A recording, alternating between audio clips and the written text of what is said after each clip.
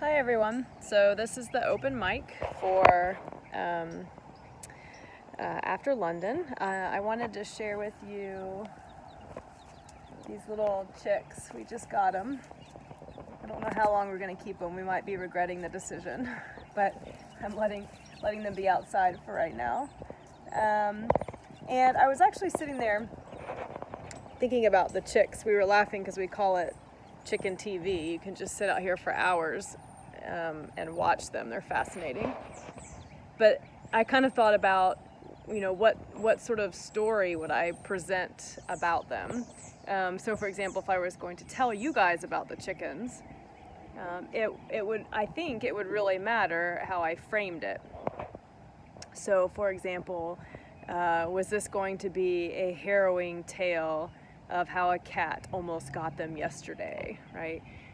Or is it going to be a tale of sort of the underdog? There's one chick that's kind of tiny, but she seems to she has a lot of pluck, right? So she'll just kind of jump in the middle of everybody and grab whatever food she wants. So is this going to be some kind of like Bildungsroman story about this little chick that started out tiny but did great things?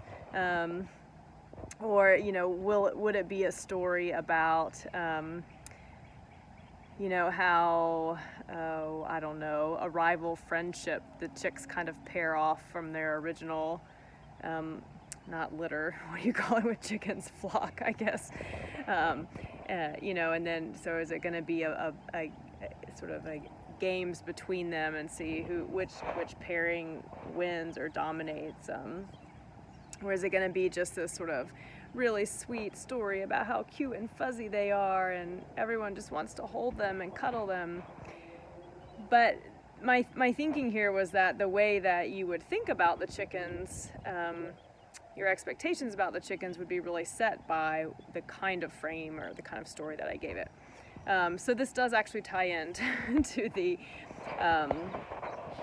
question that I wanted to ask, which I'm trying to kind of hinge together our debate about the two parts of the novel, and then this discussion about kind of the role of knowledge and types of knowledge in the novel and how that is presented, and then our conversation about genre, and just kind of puzzling also about why does it matter so much that we figure out what genre this novel is or what mode it's using at what particular point. So those are the sort of three touch points that I'm circulating around here. And I want us to think about, they get really upset when they can't find one another. So that one chick you see that just jumped over the bushes was chirping really loud because he lost his friends that were 2 inches away from him. Anyways, I want us to think about how the mode, if we want to use that word instead of genre, how the mode of the novel that we have adopted our reading framework to a certain mode, how that sets our expectation for the way that we understand kind of the natural descriptions in the novel, the way that we understand Felix's character development, the romance plot. So basically, how is the content of the novel shaped by the way we approach the novel through whatever mode that we think it is operating with. And this may be also a way of thinking about parts 1 and 2 together. Are they switching modes? And as readers, do we need to be willing to do that too? What mode is part 1 operating under? What mode is part 2? Are they different modes, or is that a false dichotomy?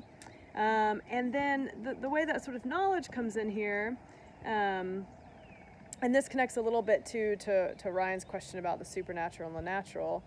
The way that knowledge comes in, I think, is also affected by mode, right? So what knowledge counts, what kind of knowledge counts, might depend on the mode. So we talked sort of about that, like scientific discourse or naturalist discourse in the first part, or that sort of historiography.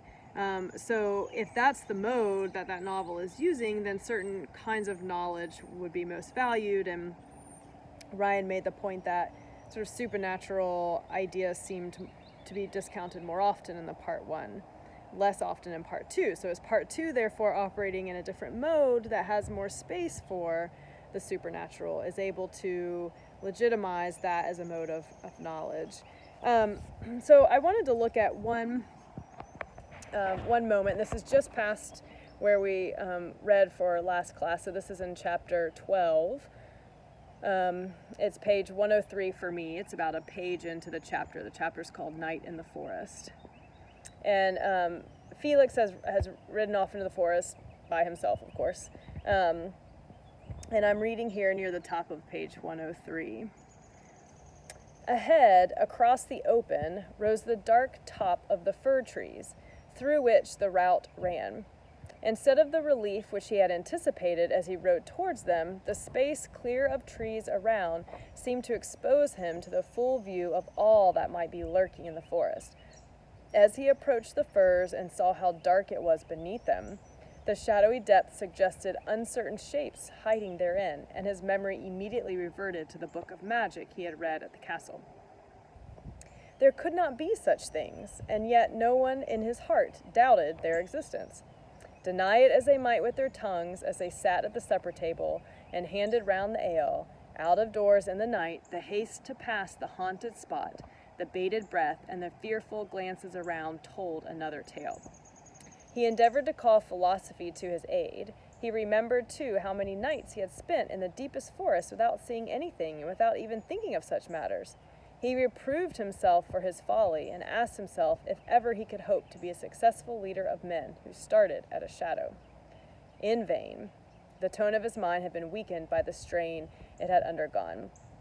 Instead of strengthening him, the teachings of philosophy now seemed cold and feeble. And it occurred to him that possibly the belief of the common people, fully shared by their religious instructors, was just as much entitled to credence as these mere suppositions and theories. And it kind of goes on a little bit in this vein. So clearly here this passage is thinking about knowledge and what knowledge counts. But I want to kind of attach that too to this idea of the space where Felix is, right?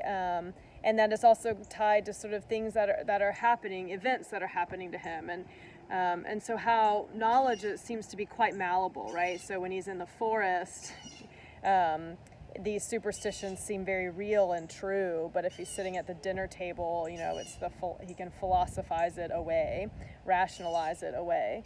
And so I think space might function like mode, right? So if we're in a certain mode of the novel, does it change the way that knowledge functions?